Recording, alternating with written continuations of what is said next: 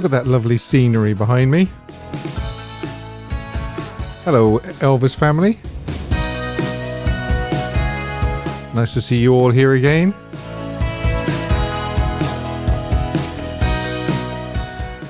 And we'll jump straight in, and I hope everyone is well.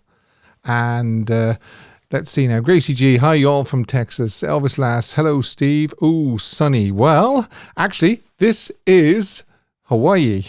I couldn't resist because obviously the topic, or one of the topics tonight, is Paradise Hawaiian Style. So just get myself sorted here. I should really be pulling that across there because I can't see anything. Now I can.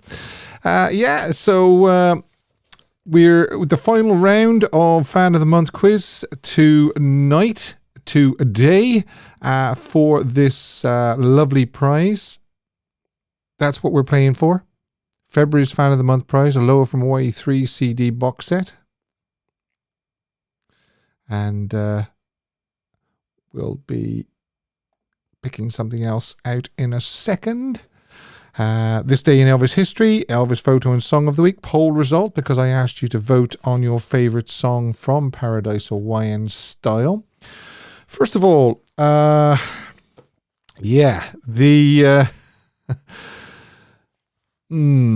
what's it called? It's called the trailer, the Elvis Biopic trailer. We have obviously, if you're a little bit like me, you've been watching it nearly constantly for the last few weeks, ever since it came out. It generated great excitement. And it also, we had a lot of reaction videos on YouTube. Some good. Elvis Lass did a great reaction video. Scotty's Elvis channel, to name just two. And then there were some which weren't so good. I'm just trying to keep my annoyance in check here, because there were a few that were just downright disrespectful to Elvis, and I would, if you want to search them out, by all means search them out and watch them. There was one particular one which it was quite a long one, but I could only stomach about 10 minutes before I had to switch off because it was just so disrespectful. And I know it was 13 million watches or something for the official trailer up to last Sunday. I don't know what the count is this week, but it's absolutely remarkable to think that there was 13 million hits on the trailer. And also, while we're talking about the biopic, in a few minutes I will ask you to vote on a interactive poll, which will only be available to people watching live. If you're watching this on catch up, you won't actually see the poll, so it's just for the live audience only. There's been a few things that annoyed me, and a few things that actually just kind of confused me. There were some people saying that the at the start, where Elvis is wearing the cardboard lightning bolt or things like that, people are saying that, well, that wouldn't happen because he didn't do the TCB that early. But actually, it's got nothing to do with TCB. It's got to do with the Captain Marvel comics that he read. And if you can just see there what I'm showing you on screen now, is that ringing any bells? So, if for people that are just a little bit confused and saying, that why would he have the TCB lightning logo around his neck in the 1940s? It's not. You've missed the point. It's the Captain Marvel logo, and there is the cover to prove it. So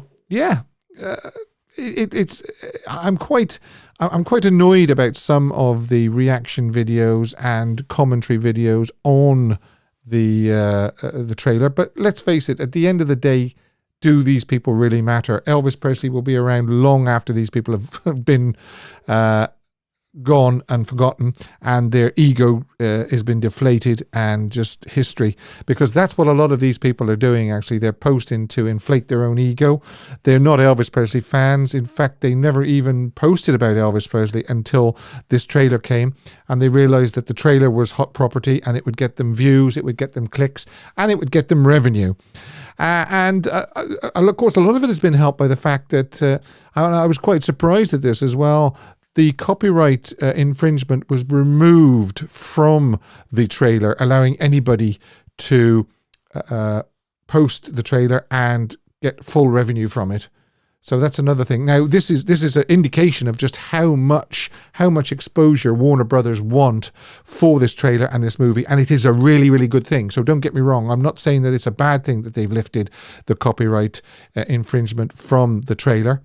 It's a good thing, but it's also had the knock-on effect that The World and His Wife has sort of seized on it and said, well, let's upload a reaction video to this, and we'll make some money out of it. So that's my little. I've got that off my chest. I wanted to get that off my chest. So let's talk about nicer things. Let's talk about Elvis's 21st movie.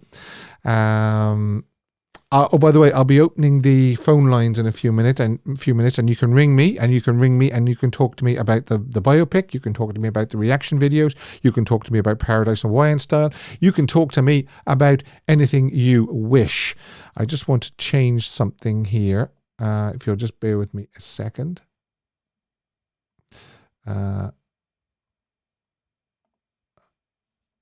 Okay, that's that done. Just wanted to change a setting that wasn't working properly. Yeah, Elvis's 21st movie, Paradise Hawaiian Style. Let's get up some lovely pictures of our man. Paradise Hawaiian Style is a 1966 American musical comedy, a film starring Elvis, of course. It was the third and final picture that he filmed in Hawaii. The other two being obviously Blue Hawaii and Girls, Girls, Girls. The film reached number 40 on the Variety Weekly box office chart, earning $2.5 million in theaters. In agreeing to do this film, Elvis's manager, Colonel Tom Parker, was hoping to replicate the success of Elvis's 1961 movie Blue Hawaii. So we've got Elvis Presley as Rick Richards, the beautiful Susanna Lee, who's on the screen at the moment, as Judy Friday Hudson, James Shigeta as Danny Kohana, Jan Shepherd as Betty Kohana, and the lovely Donna Butterworth as Jan Kohana. Principal photography began in Hawaii on July the 27th, 1965, with a working title, Hawaiian Paradise, though Elvis didn't fly to the islands until the second week of August, and production finished on September the 29th in Los Angeles, Paramount Studios. Around the official wrap on production, Elvis met Tom Jones, who visited the set, and the Beatles, who visited Elvis's Bel Air home during post-production as well. Rick Richards, Elvis, returns to his home in Hawaii after being fired from his job as an airline pilot. He and his buddy, Danny, that's James Shigeta, go into helicopter charter business together, but Rick's reckless flying and his careless flirting with local women may cost Rick the business and Danny his home. The tendency seems to get in the way of his secretary, Judy Friday Hudson, that's Susanna Lee, and Rick getting together. A disaster looms as Danny becomes overdue on a flight after Rick has been grounded by government officials. Rick must decide if he should risk losing his license forever by going to look for his friend. That's just a very, very quick sort of resume of the plot. The New York Times film reviewer Vincent Canby compared the film to the formulaic 1930s musicals that Bing Crosby used to star in, concluding that it was all harmless and forgettable. Elvis, as always, remains a relaxed, enjoyable entertainer, said Kevin Thomas of the Los Angeles Times. He called it a pleasant hot weather diversion, pretty much the usual Elvis formula of songs and romance. It has the added bonus of lush tropical scenery and in colour. Well, I think a lot of films were filmed in colour by 1965. Let's also just show the beautiful Susanna Lee as well as his co-star. The Monthly Film Bulletin wrote, "This is Elvis Presley's right back in the old rut, parading his talent as a man of action while women swoon at his passage. The script is rather worse than routine, and the songs and choreography are undistinguished, which leaves very little but Wallace Kelly's colourful photography of the strictly tourist eye view of the islands." Well, it is very, very well photographed, and it shows off Hawaii very, very well. And then let's have a little look at his other co-star as well, Donna Butterworth. Recording sessions took place at Radio Recorders in Hollywood, California on July 26th and 27th. When the musicians laid down the backing tracks, Elvis was not present at these sessions. He went in the following week, Monday, Tuesday, Wednesday, 2nd, 3rd and 4th of August, to add his vocals to the backing track. Doing it this way means the artistic connection between singer and musician is lost. That's what I believe, anyway, and I'm pretty sure that somebody like Elvis did as well. It says, by now Elvis had ceased to take his movies seriously, and I'm sure we are all familiar with the hilarious outtakes from these vocal overdub sessions. With titles like A Dog's Life, Queenie Wahine's Papaya, Dating, he openly ridiculed the material, wasting time before finally approaching the microphone to do the job. He begrudgingly accepted songs given to him that he would have rejected outright years earlier. To his everlasting credit, though, he always finished the work. No singles were issued from Paradise Hawaiian Style. 10 songs were recorded at the sessions for the soundtrack, but only 9 were used in the film. The omitted song, Sandcastles, was included on the album to bring the running order up to 10 tracks. The song was also the only song that Elvis recorded along with the musicians, and it shows as well. This is the scene, actually, where it's Elvis would have slotted in the Sandcastles song when him and Jan were on the island. Sales from the album were under 250,000, a new low for an Elvis LP. The good news was the single issued in June 66, 2 days before the album, the 1945 Victor Young standard Love Letters, backed with Clyde McPhatter's 1958 rhythm and blues hit Come What May, made a respectable number 19 on the Billboard Hot 100, and at least reflected Elvis's actual tastes away from the obligations of movie soundtracks. It was also his first contemporary record release in 3 years since You're the Devil in Disguise in June 1963. In 2004, Paradise Hawaiian Style was reissued on the Follow That Dream label in a special edition that contained the original album tracks along with numerous alternative takes. There's Jan, or should I say Donna Butterworth, and I think I have another photograph here as well. That one there of Elvis and Donna. And Donna, unfortunately, died quite young. I think she was only in her 60s when she died a few years ago. She thought a lot of Elvis. She idolized him, I believe. And she was at the 1973 Aloha from Hawaii show, and she regretted not going backstage and seeing him. And she was also heartbroken when she heard that Elvis had passed away. And the first thing she wanted to do when she heard that was go to her picture book and her scrapbook and look at the pictures of her and Elvis together. So I'll open the... no, I won't open the phone lines, actually. I'll open the phone lines after I've done the poll. The poll was... which was your favourite songs from the soundtrack, Paradise Hawaiian Style. Not a bad song. When he sings Hawaii, USA, it's a good song. Drums of the Island, another good one. It's kind of a catchy tune, sing along, sticks in your head. House of Sand, This Is My Heaven, and Sandcastles, which was the bonus track. Skelett Elvis says, well, I think Dayton is the best because it reminds me of my first dates with my wife 24 years ago. Stop Where You Are is my second best. Lee Ash says, I've chosen Paradise Hawaiian Style. Always liked it after first hearing it at the beginning of Aloha from Hawaii. Yeah, It was used to good effect for that, wasn't it? Keith McPhillips, hi Steve, I voted This Is My Heaven because it's an incredibly beautiful ballad sung by the most incredibly beautiful voice of all time. Love it. Mrs. EAP Elaine, hi Steve, I voted for Sandcastles. That's the bonus song. Beautiful song. I love Dating and Dog's Life, especially the laughing and joking versions. They make me smile as Elvis was having fun with them. Yeah, I mean, I remember when I first heard those outtakes back in the early 1980s. It must have been 1980, 1981. There was a Dutch bootleg called A Dog's Life, and it had the outtakes from these sessions, and they are just hilarious. They really are. Never feel, after all these years, it still never fails to make me smile. Danielle Carvalho says Sandcastles for me. Gorgeous, peaceful song. Yes, it is. It's a lovely, dreamy sort of song, isn't it?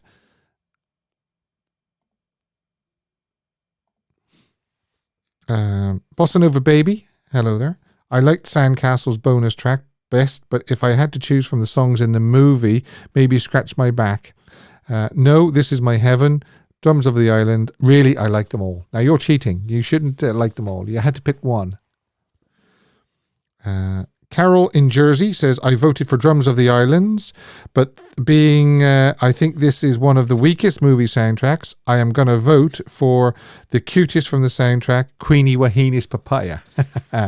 Okay. Couple more. Derek Dresser, hi Derek, says, I'm ashamed to admit it, but I only recognize Paradise Hawaiian Style. I'll have to listen to the rest. Mega Nonki says, I wish I was listening to them for the first time. You have a great treat in store. Jill Brett, another difficult one, but I voted This Is My Heaven. And Sarah, quite mischievously, says, how can you miss A Dog's Life? Right, let's have a look at the poll then, will we, to see what everybody voted. And quite close. No really huge winner. This Is My Heaven, 40%, closely followed by Paradise Hawaiian Style, 27%. Then very close, Drums of the Island. House of Sand only got 3%. And Sandcastles, which was the bonus, 12%. I will tell you what my favourite was from the soundtrack later, and it's my song of the week. Now, let's open up the phone lines. If you want to call me, you can call me free on Facebook Messenger, and you can call me on Instagram as well. Coming up, a fan of the month, the very, very final 4th week of 4 weeks to win this lovely prize. I'm going to show you again, just in case you can't remember what it is. February's Fan of the Month prize, a Lower from Hawaii 3 CD box set. We'll have Elvis, This Day in Elvis History, and we will have Song of the Week, my Song of the Week. Now, has anybody been like me and been watching the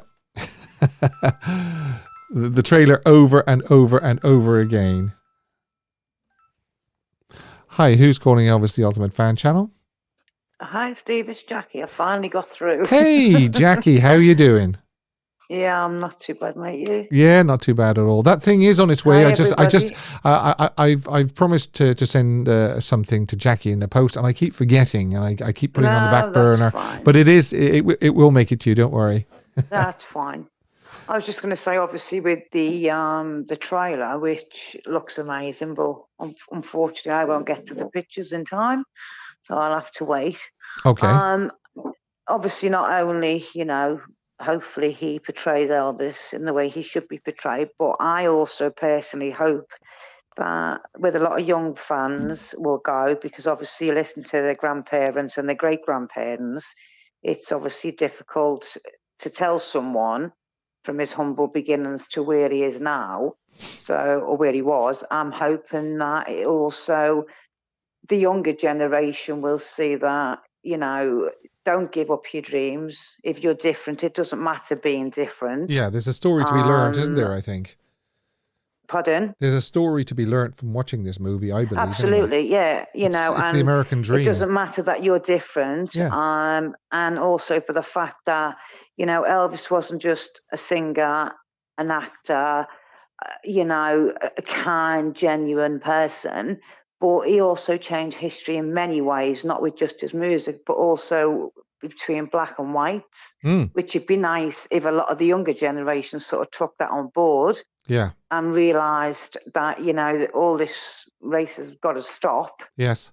That we all can get on, which would be nice for them to, to sort of teach them a lesson. Yeah. Elvis went beyond that and changed history in so many ways.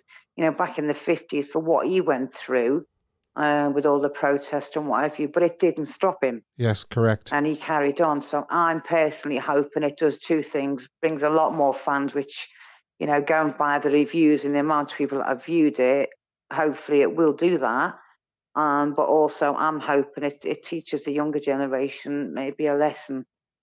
Yeah, and also you can only talk about Elvis, but you can't really unless you see it. Yeah. Your grandparents can tell you. And I mean, I personally wasn't an Elvis fan probably till about 25 years ago because my dad, who sadly passed, was a compere.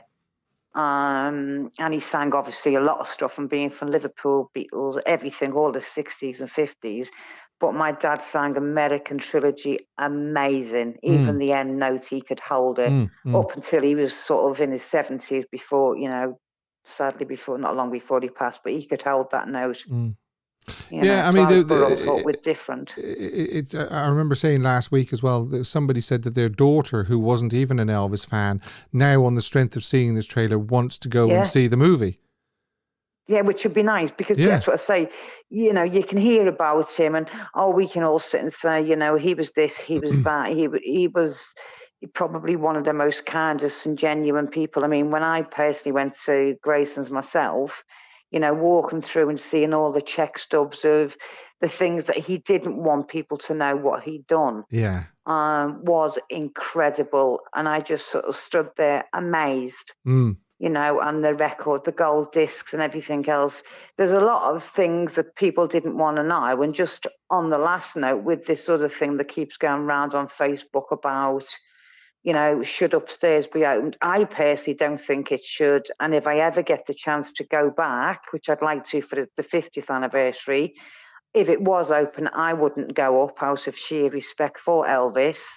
But also, we've got to think that, we all love our parents and what have you, and none of us think they're going to go. Unfortunately, they do. But, we've got to think that he was a dad. He was a husband, an ex-husband, but he was still a husband. They were very good friends. I personally think Priscilla and Lisa have got to keep something for themselves. Yeah. And I think that something is upstairs. Yeah. Because that is Lisa's sanctuary. That's where she goes, and she's been through so much in such a short space of time, the divorce and then his son and, in Nan, etc. But obviously the more they give us, the more we want. The same as his music, he gave us so much, but we still wanted more and more and more. But I just think personally that upstairs is he is a dad. How would we like it if our dad was adored by absolutely millions and millions of people, yet they wanted to know every single thing? And there's things that rightly so they shouldn't share. They should keep some personal stuff for themselves. Exactly. Because I agree with you. He was her dad. Yeah, I agree. And I'm sure there is stuff that they do keep private that they absolutely, haven't told the world. And so they should. Yeah. It's not right that they give everything. As I say, they were divorced, but I still think, I don't care, people got different opinions. I think he married Priscilla because he loved her, because when you look at them wedding pictures, the way he looked at her and things like, I personally don't think he was pushed into and what have you. Yes, and Margaret, soulmate, but obviously, she'd been married over 50 years. But I personally do think that he did love Priscilla and always did. And obviously some of the Memphis Mafia say, Jerry Shillingham said she did want to get married. He adored her. It was the biggest regret of his life. Obviously his daughter, he adored. Yeah. But, they should keep stuff to themselves because he's Lisa's dad, always will be. Priscilla still loves him. I met Priscilla, Oh, and right. she is so lovely, just normal. She was quite happy to give me a hug. I was quite happy to give her a hug because all I could think of was Elvis has obviously hugged him. It was the closest I was ever going to get to cuddling Elvis. Yeah, well, just And she's just talking about the upstairs. I mean, it would be rather morbid and ghoulish to want to go and see the place where actually, the bathroom where Elvis took his final breath. And I mean, they have sort of appeased the fans by taking down stuff from his office, and they've taken down stuff from Lisa's bedroom and all that. So there wouldn't really be that much to see apart from his bedroom and the place where he died. He would be rather ghoulish, I think, anyway. I think, yeah, because I mean, obviously, when I personally, my husband and I, who's not an Elvis fan, to be fair, but I'd wanted to go and he came with me. The same as when they did the hologram, which was incredible. Yeah. That was just amazing. Obviously, having, the inspirations there and all the live band members, which wasn't, and even my husband said you couldn't help but be amazed. He was the first one to do that again, as he's been the first to do a lot of things. Yeah. Hello from Hawaii, never been done. Yes. I mean, one in four of the population watched it. That is just incredible. And that is my favorite concert of all time. I've watched it and had to replace it so many times because I absolutely love it. There's every day I watch Elvis or I listen to him, especially as I said, to me being ill, I have to spend a lot of time in bed. Yeah. And he keeps me company. Yeah. I've going through like losing my mum, but there is a song that you can put on that will just give you a little lift, or if you're feeling happy, it'll make you feel happier. If you're feeling very low, you can pick a song and it'll just lift you. Yeah, he's done so many firsts. Yeah, and he's helped so many people through so many hard times, without a doubt. And he's helped people that we don't even know. That's the thing, because that's what I say. There's a lot of private stuff that Lisa and Priscilla keep to themselves, and rightly so. I think they should keep it because otherwise, if they share absolutely everything, what have they got? Yes. What have they actually got for their own personal memories? Exactly. I wouldn't like to share my dad with everybody. My dad was an incredible singer, not like Elvis, but he was incredible. And I wouldn't like to share everything about my dad with the whole wide world. Some things have to be kept private, that's for sure.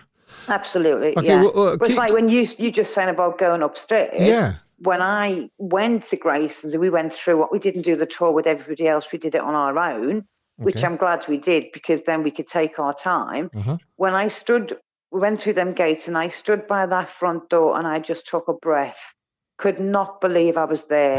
I goes into the house and that you can't describe the feeling unless you've been there. No, that's true. It is just, I don't know what the feeling is. I found I personally think if I went upstairs, it'd be a totally different feeling. Yeah. And I think it'd take away the joy that I still hold and I will hold for the rest of my days. Yes. Of going to Grace, and it would overshadow that completely. I found the meditation garden very, very emotional. Very, very emotional. It was, you could hear a pin drop. Yeah. You could absolutely hear a pin drop. Yeah. And it was almost like you couldn't believe you were literally within touching distance of him and thinking, he's there. You can't believe it. This thing about he's still alive and all that is just ridiculous. Exactly. It annoys me really. And then they do things. If he was this age, this is what he'd look like now. And then you've got that preacher. Yeah, he does sing, but he's not Elvis. There's only ever going to be one Elvis. Bob Joyce is far too young to be Elvis, Yeah, far too young. I've got to say, I personally don't like Elvis impersonators because there is only one Elvis Presley, I have to say. Yeah. So it's not my cup of tea. I'm not saying some of them aren't good. I went to see one with my sister. You couldn't understand a word they were saying. My sister's not an Elvis fan, and I said, that's the 50s, that's the 68 comeback, and that's the 70s, because she didn't have a clue. Yeah. But I couldn't understand the words. Yeah. The only one person that I personally think the moves, obviously without seeing the movie, the moves at this moment in time is Matt. Oh, Matt Stone. He is incredible. We actually had Matt Stone on here a few years ago. When we had three young fans on. Yeah, I listened to it. Great guy. He is just. I follow him because he is probably the closest I have ever seen, ever heard. The moves, the look, the lot. So But unfortunately, he lives in America, so I won't get to see him either. Okay, well, stay tuned, because coming up in a few minutes Absolutely, I will. is the new. Everyone stay safe Yeah. and keep doing what you're doing, but don't give up your day job, Steve, and start singing. Okay. No offense, but Thanks very much. Cheers. All right, take care. Bye. All right, Bye. speak Bye. to you soon. Bye. Bye. Yeah, I was just about to say, keep tuned, because coming up now, I forgot to do it. I'm going to open up the interactive poll, and you can be voting on that while we're doing other things, and then I'll tell you the results. As I said, if you're watching this on playback, you're not going to actually see the poll, but I will announce at the end when I close the poll what the results were, and you will hear that. So there is the poll now coming up. What should the new biopic end, or when should it? July the 31st, January 1973, or August the 16th? Hi, who's calling Elvis the Ultimate Fan channel? Hi, Steve. It's Mark. How you doing? Hiya, Mark. I've just launched the on-screen poll, actually, and it's when should the new biopic end? July the 31st, 1969, January 1973, a lower show, or August the 16th, 1977. Those are the three choices that people can vote on. Right. Okay. All right. Okay. How are you doing this week? I'm all right, thank you. Yeah. All right, considering what we're going in with the world at the moment. Ah, yeah. Well, yeah. Yeah. Fine. All good. Yeah. I'm pleased that the film has got all them good hits. Anyway, it's doing well. Yeah. I don't know what it is this week, but last week it was 13 million. I would say it's a few more million. Yeah. That's good. By the way, I meant to ask Jackie, who was on. She said she was watching the trailer. I'll ask you as well.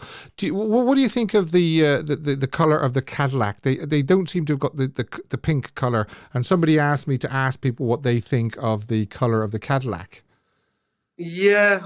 Again, it's probably yeah. You see it like in the trailer.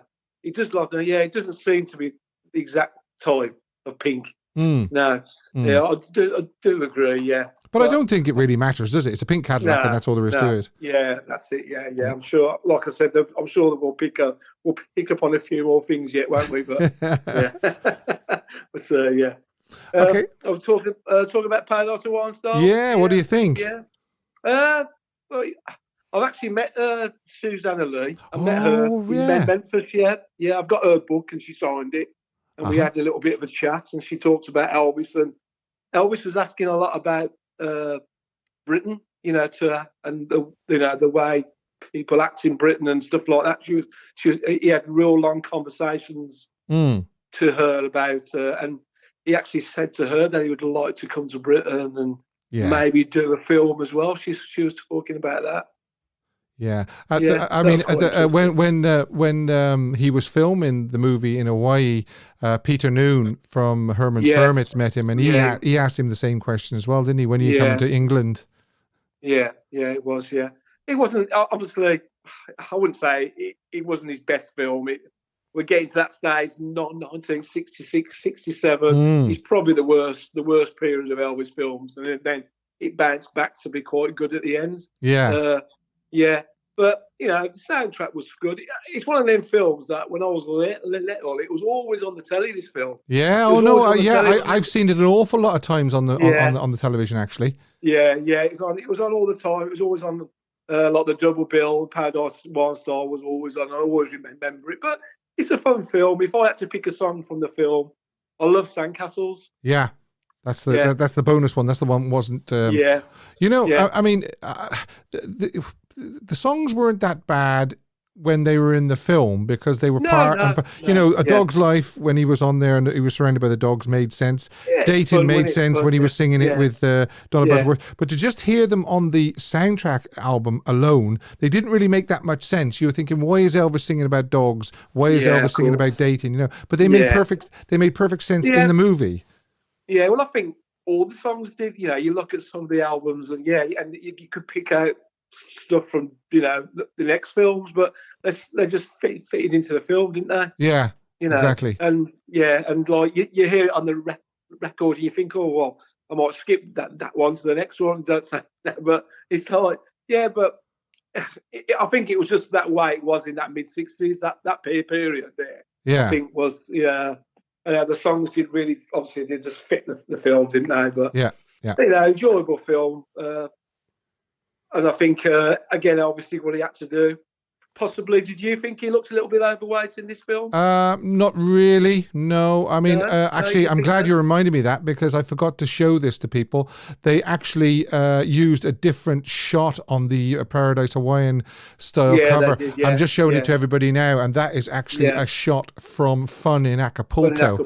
So again, they did what they did with Frankie and Johnny. They used Girl Happy, and now they've used Fun in Acapulco for Paradise Hawaiian Style. I don't think he looked particularly that overweight. I don't know. It's not like over, but I always thought he just maybe just looked a little bit in the face. Not much, but you look at him. If you look at him in this film, and it's a year on, and you look at him then in 1967 in Double Trouble, he doesn't look at anything like that. Yeah, he doesn't. If you put the two faces together, and you look at it, it looks like he's lost a load of weight in his face. Yeah, well, I mean, I think I think his weight fluctuated up and down anyway, an awful lot.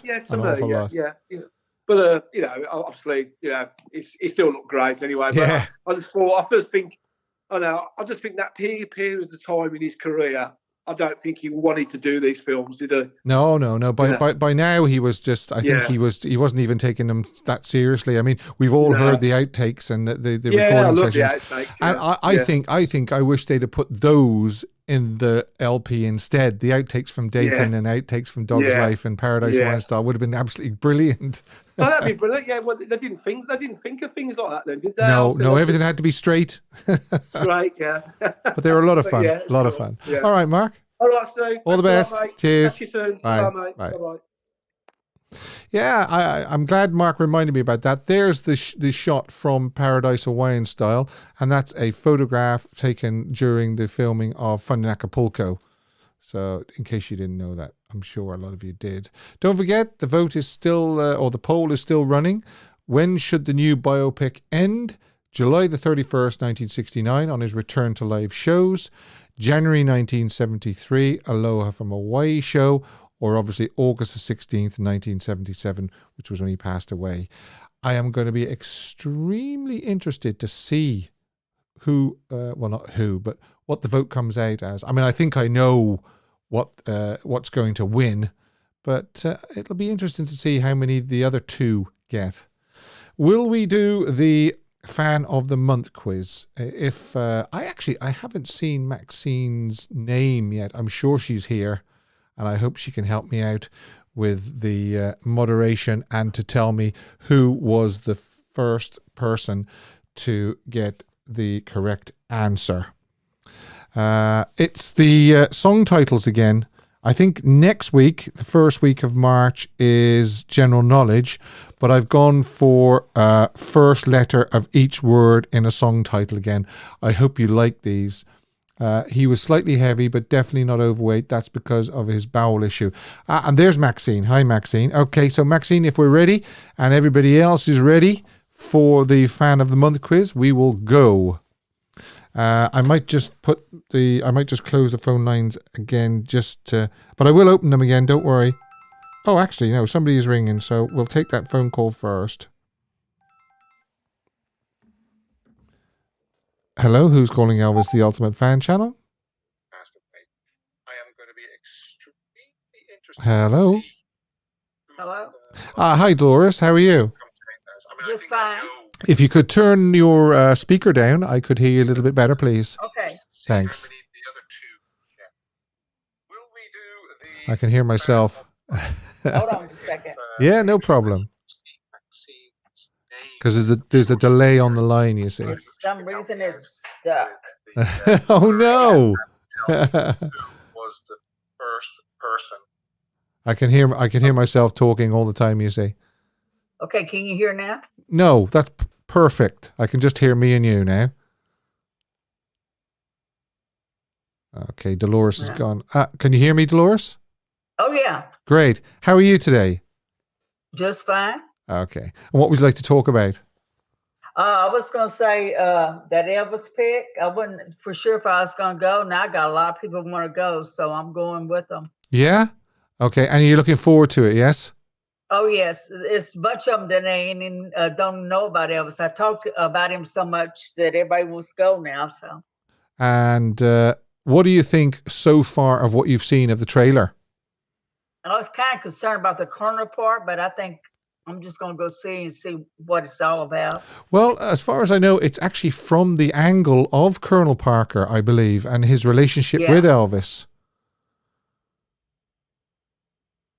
Now, whether I was going to say that movie, bunch of the kids went to that movie, and we had they just loved the kids playing in it, So which movie is that? The one that you got on there now. Okay. Paradise Hawaiian Style. Oh yes. Oh yeah, the Paradise Hawaiian Style. And do you think that was it a pale imitation of? I mean, my original question was it a pale imitation of Blue Hawaii? Were they trying to sort of do another Blue Hawaii, and was it a success, or wasn't it as good as Blue Hawaii? No, it wasn't as good as Blue Hawaii for me, but like I said, they were still an imitation. Like, I think it just because he liked Hawaii, I liked too. Yeah.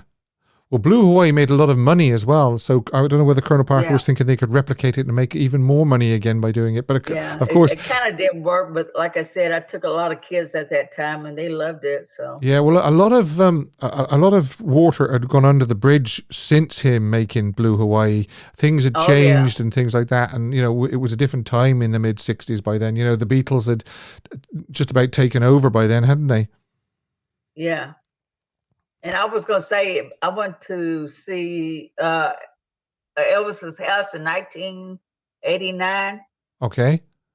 I'm going back this year, though, or the 50-year deal. This is Graceland, yeah? Yeah. Okay. When are you going? I feel his presence there, too. Yeah? Oh, yeah. You go on for some reason, there was one part, I thought my cousin was touching me. She said she wouldn't touch me. It was weird. And which was your favorite part of Graceland? Gosh, the spookiest part was going downstairs. But I think the den, I like that. The jungle room. We got to, I think, the meditation garden, really. Yeah, that's the part that upset me the most, actually, was the meditation garden. Oh, yeah, it did. Because he just went there for peace of mind, and it ended up being bad for him. So, yeah. Yeah, well, we did the early morning walk up when we arrived. It was only something like 7:30 in the morning, and it was just myself and my wife. And it was so quiet and peaceful there. It was peaceful. Yeah, I went early in the morning. We went early in the morning too. And you could just hear the bird song, and you could hear the tinkling of the fountain, and it just got to me, and I just broke down. I did too. I mean, I told my cousin I had to get out. Yeah, but it was great, and it was for me, though. We were in Memphis for 7 days, and we visited Tupelo as well, and Sun Studios and all that. We did all those things, and Humes and Lauderdale, and it will always be one of my top times and top places I visited. My sister lives in Mississippi, and she took me to the Tupelo house. We lived in something like that, a 2-bedroom with 9 kids. So yeah, it was a little bit bigger, but yeah. I know it's amazing to think they went from that to Graceland. And as far as I remember, somebody said that the whole house, the whole Tupelo house, would fit in the living room at Graceland. So amazing. All right, Dolores, it's lovely to speak to you after all this time, because we've been chatting on and off over social media and on the YouTube channel and everything like that. But it's nice to get to talk to you. I finally figured out how to call you. So great. Well, don't be shy. Call back again. Oh, I will. Okay. Thanks, Dolores. Bye-bye. Bye. Okay, right. Yeah. So we were going to do the Fan of the Month quiz. So what I will do is I will close the phone lines for a little while, and I will reopen them in case anybody wants to ring me, speak to me about the trailer, or the poll, or the Paradise Wine Style, anything. So we're going to go for it. As I say, February the 27th. This is the 4th of 4, and you can win. In fact, you know what I'll do while we're doing it? I'm going to throw this up on the screen so you know exactly what we're playing for. So it's song titles, and it's the first letter of each word in the song title. Eyes down. You might need a pen to jot down some of these because some of them are quite long. But I'm going to start with a short one. And it is B.I.B. What is that song title? B.I.B. Mrs. EAP Elaine says, me too, Steve. I cried all the way round and in Sun Studio. Yeah, very, very emotional. Don't forget to like and subscribe and share these videos. You can subscribe by clicking at the bottom right-hand corner of the screen. And make sure you turn the bell black, because if you leave it white, you only get personalized notifications, not every single time I go live. Okay, everybody's saying great call, Dolores. Okay, can anybody get B.I.B.? Chris says, God, I can't do these. Okay, Banjo Paul says bringing it back. So Banjo Paul is going to get this. And I will just wait to make sure that it was Banjo Paul that got it first. And Maxine normally comes through fairly quickly and confirms it for me. So it was bringing it back. And as I say, Paul gets a well done, Paul. JC22, Don McLennan, bringing it back. That was one of my song of the week a few months back. Bringing it back. Well done, Jill.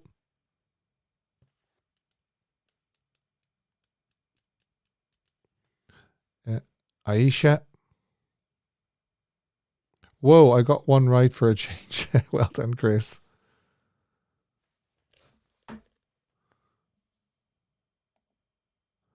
Okay. Banjo Paul was first. Great. Okay, another short one. Quite an easy one as well. And, I think it's easy because I've got the answers in front of me. O-L-A. O for orange, L for lemon, A for alpha. O-L-A. And if you don't get it easily, I'll give you a clue. I couldn't resist but use Hawaii for the background this week with me doing Paradise Hawaiian Style.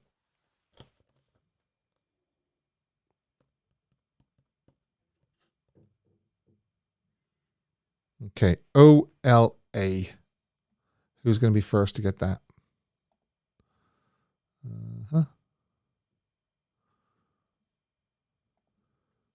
Have I stumped you?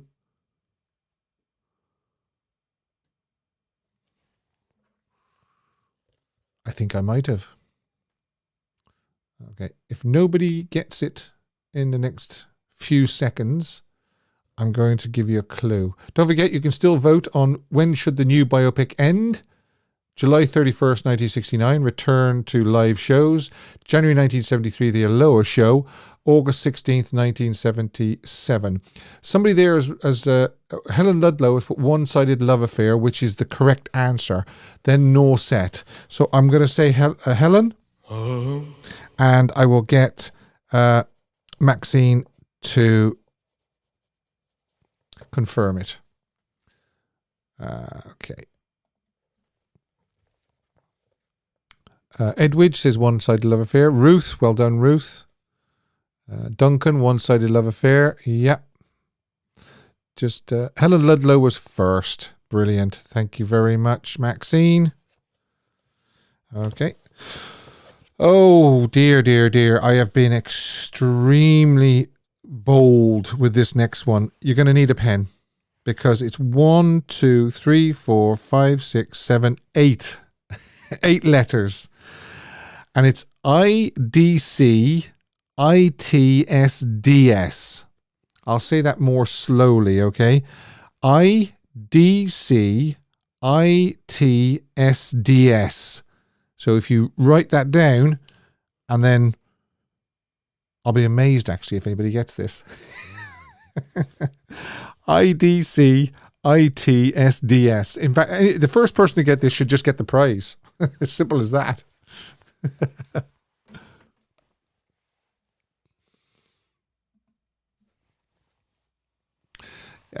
Please support the channel by buying me a coffee using the link in the description box below. It does help. Just goes a little bit towards paying for the prizes. It just helps me out a little bit. Helps with the running costs and so forth. I don't care if the sun don't shine. David Ewing, amazing. How many? Look at all these people. I don't care if the sun don't shine. You're all going to get a. Because I thought that would stump you. I really did. Okay. David Ewing was first. Well done, David.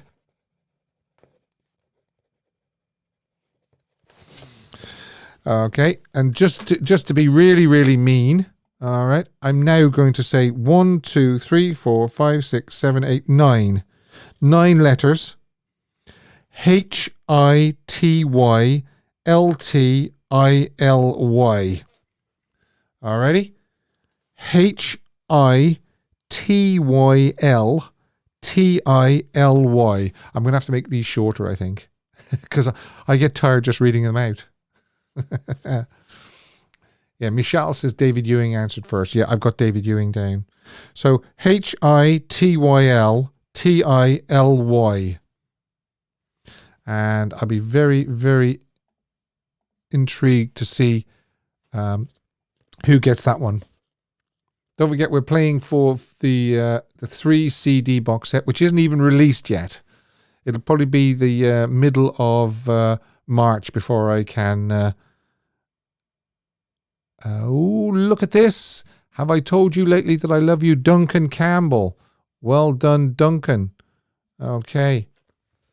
And I'll just wait for Maxine to tell me that it was Duncan Campbell. I'll be announcing who won the 3 CD box set next Sunday. Pop my prize in the post, Steve. Yeah, I will, Aisha. Yeah. Okay. Duncan Campbell was first. Thanks, Maxine.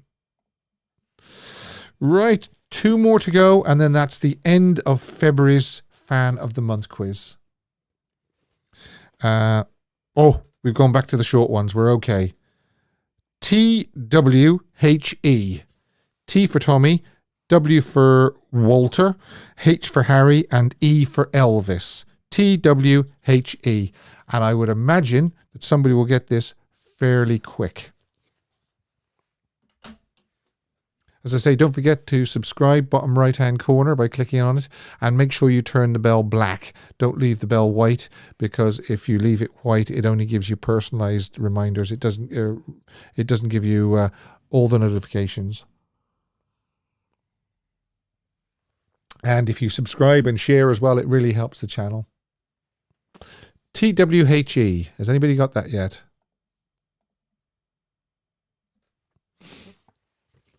Mm-hmm. Yeah, John Stewart says goodbye, Feb. Yeah, February is... The walls have ears. Paul Gansky. Okay. Paul, you get a... Well done.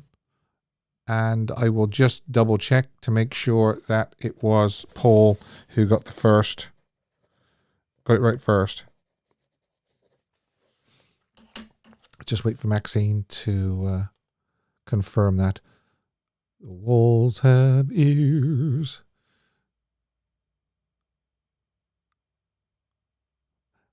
Banjo Paul says, well done, Paul. That was tough.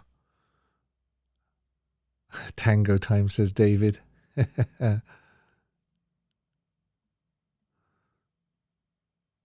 Paul Gansky was first. Yeah, thanks, Maxine. Right.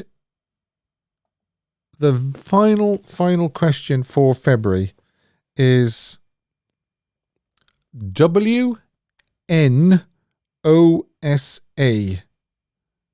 W for Walter, N for Norman, O for Orange, S for Steve, and A for Alpha.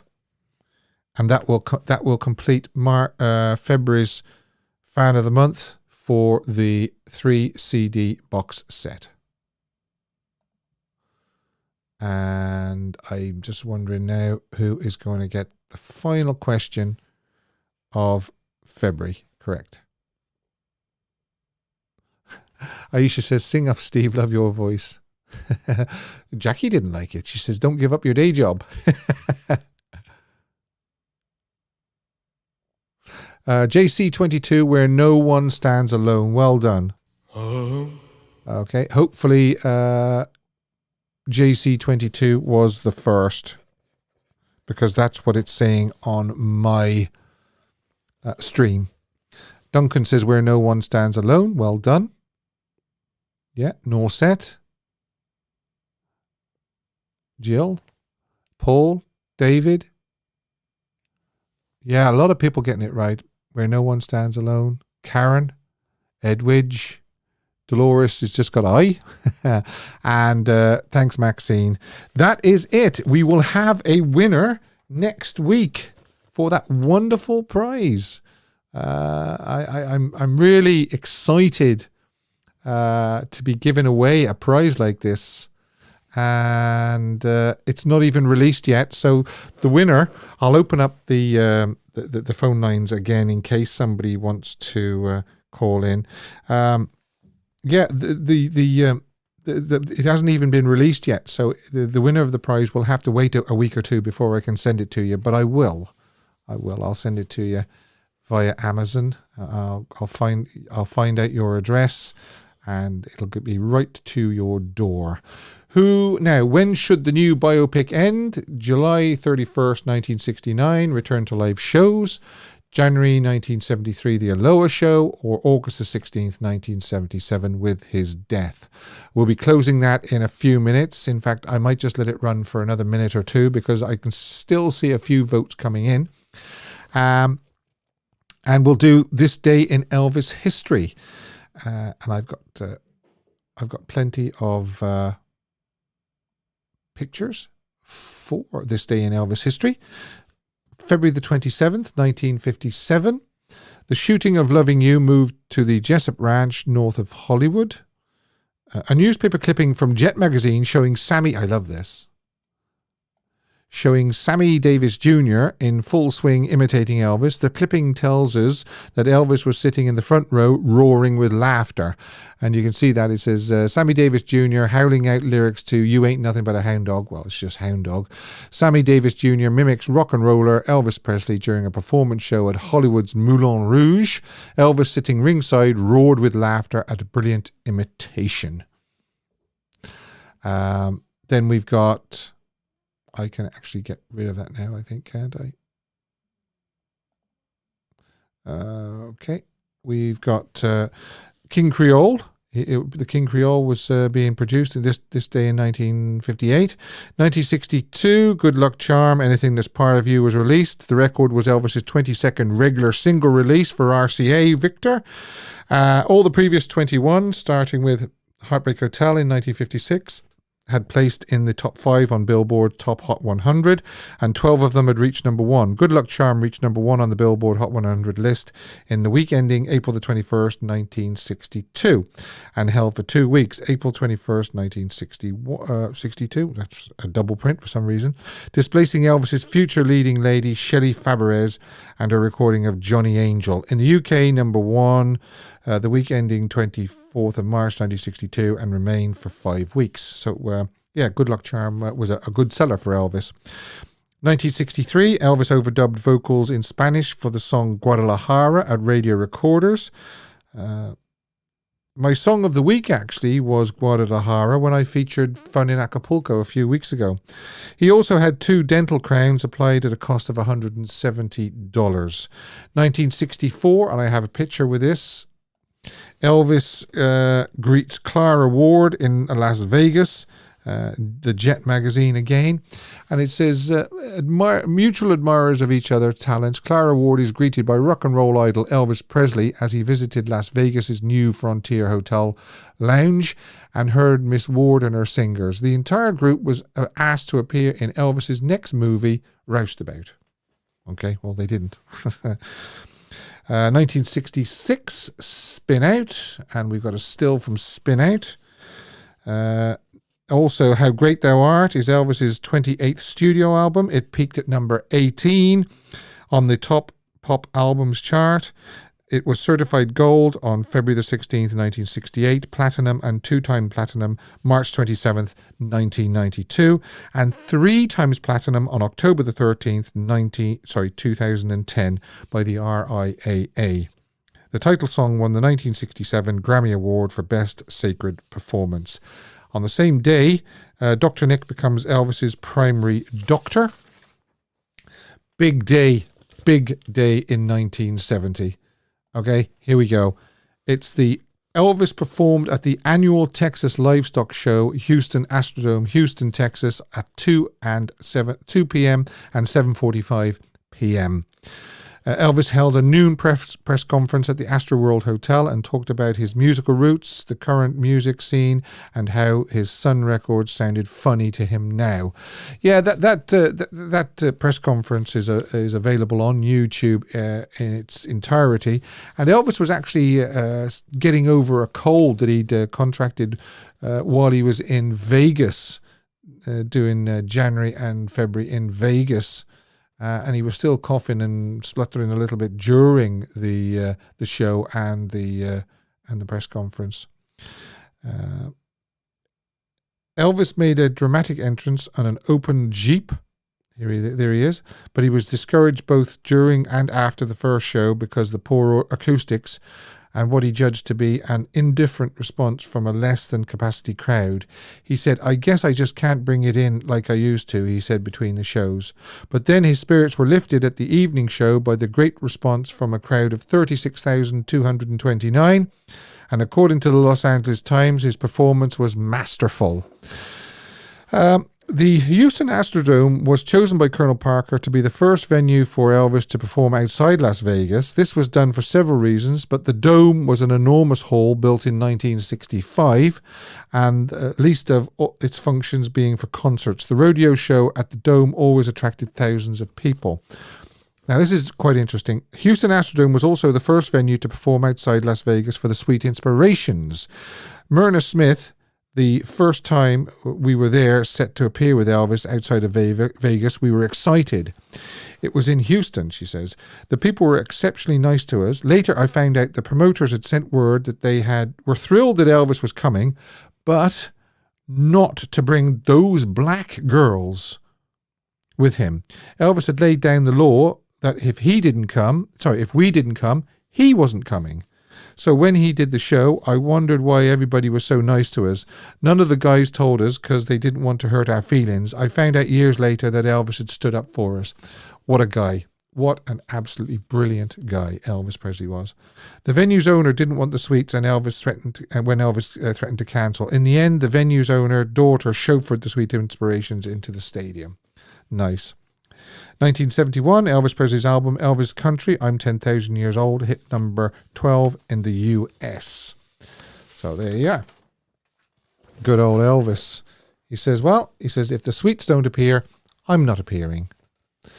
My song of the... let's do Pick of the Week. Pick of the Week from Paradise Hawaiian Style is that one.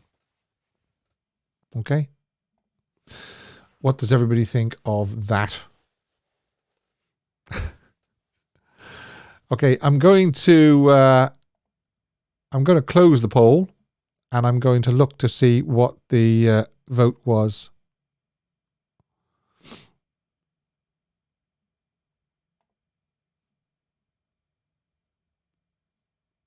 Okay.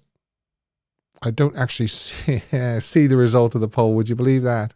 That's very odd. Okay. Somebody can tell me. Can anybody tell me what the vote was? Don't quite know why I'm not seeing that. That's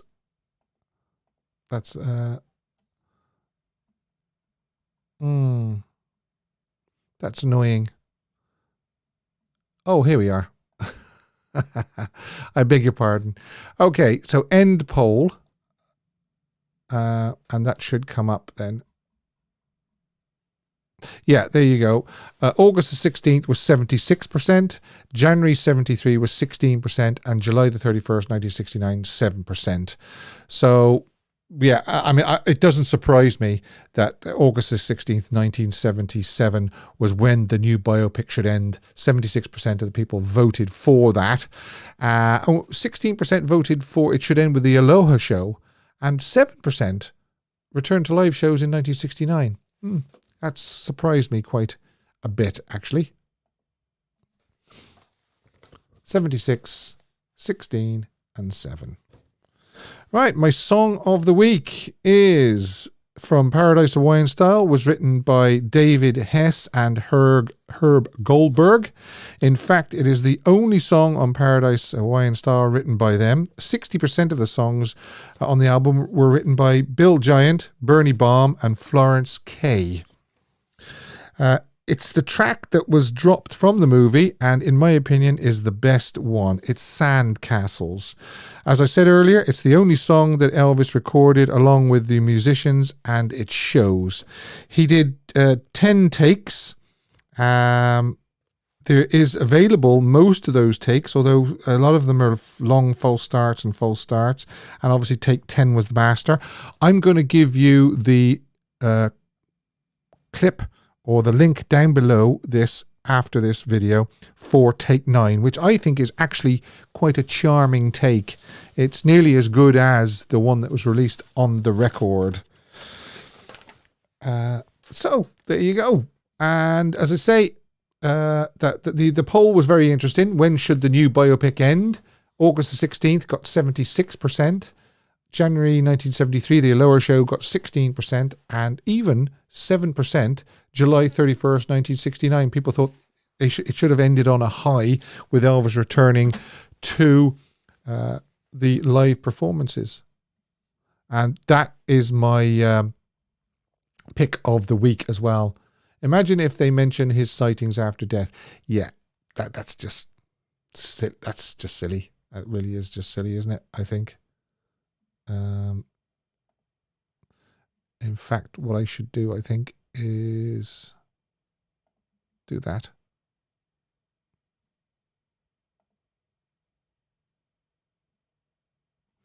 And that's got rid of that, hopefully.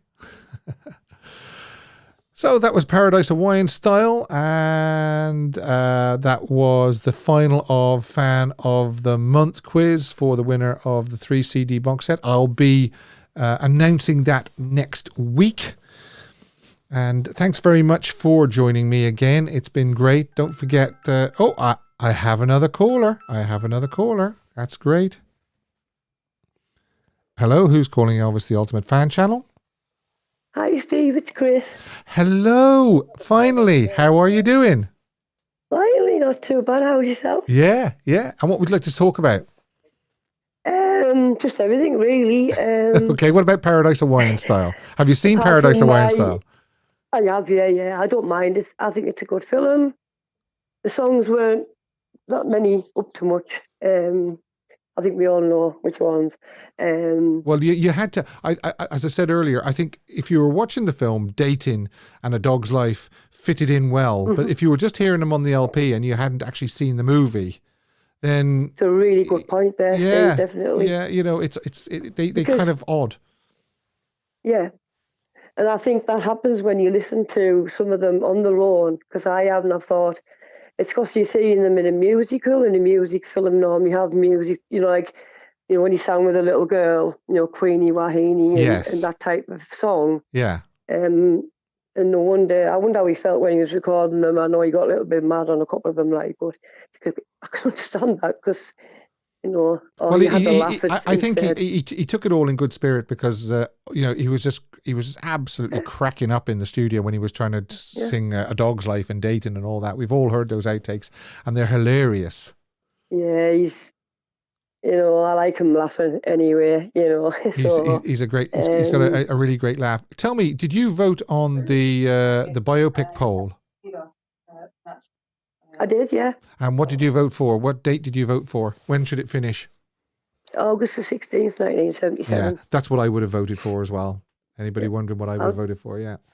I think everybody has. I think I don't know why they would go to 1973 and then just stop it, because I know he wasn't well during, like, right to the end, but he still had some good concerts, didn't he? It's part of his story. You know, from 73 to 77, it still happened. As bad as some parts were, it still happened. It's part of his life, and it happened. Yeah, of course it is. I mean, probably like everybody, I'll get upset. I still can't watch his funeral without getting upset, to be honest. I'm just a softie, but, you know, it's part of him and what happened to him and everything. And I'm excited about the biopic, speaking of that anyway. But you like the trailer, I do, yeah. The first couple of times I was like overwhelmed, the amount of what they fitted into that small. You kind of like go, what was that? I'll go back and watch that, and then you saw a little bit different in each time. You seem to. Yeah. No, I mean, when I first saw the trailer, I must admit, I did have a few reservations, but they've now paled into insignificance against everything else, how great this movie is going to be. I just know it is. And to think that it had 13 million hits in less than a week is unbelievable. Absolutely unbelievable. I'm so pleased that the interest is there, and hopefully like younger people come on board. Yeah. I mean, because I think he deserves to be justified, doesn't he? He deserves the story to be told properly, and none of all this what we hear in the papers, and still goes on in the papers. I'm often thinking, are they still going on about that, like, or his weight, or this and that, and the way he was? He's a human being like the rest of us. Of course he is, and it was only a very, very small part of his life as well. I mean, you know, it wasn't like it wasn't like he was ill for like from 1960 all the way through to 1977. It was only the last 18 months or so when it was really, really poor. His health was really, really poor. Yeah. So yeah, I think he did well to. Yeah, I've just finished watching, you know, The Destined to Die Young. Oh yeah.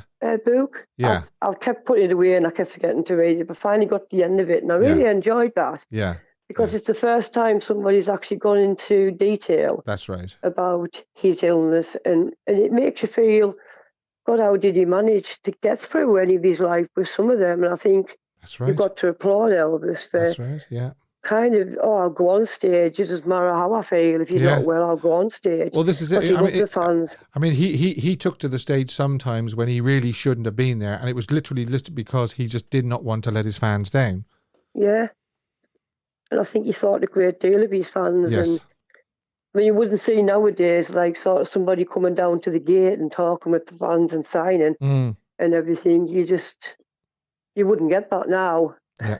Yeah. And it always amazes me, like when I'm watching footage of them coming down and talking to fans, or even inviting them up to the house at the weekend. You know, usually girls, I know, but you know, but I mean, I'm just looking forward to seeing it, and I hope it does him justice, and I hope we didn't see everything on the trailer, you know, like some trailers. We said last week that Baz is a big fan, so I think it'll be respectfully done anyway. Yeah. I think reading in between the lines with Baz, I mean, he's a huge fan, isn't he? So he seems to be like, and I often talking, the other day I was reading about an interview with him, and he said his grandma liked Elvis a lot.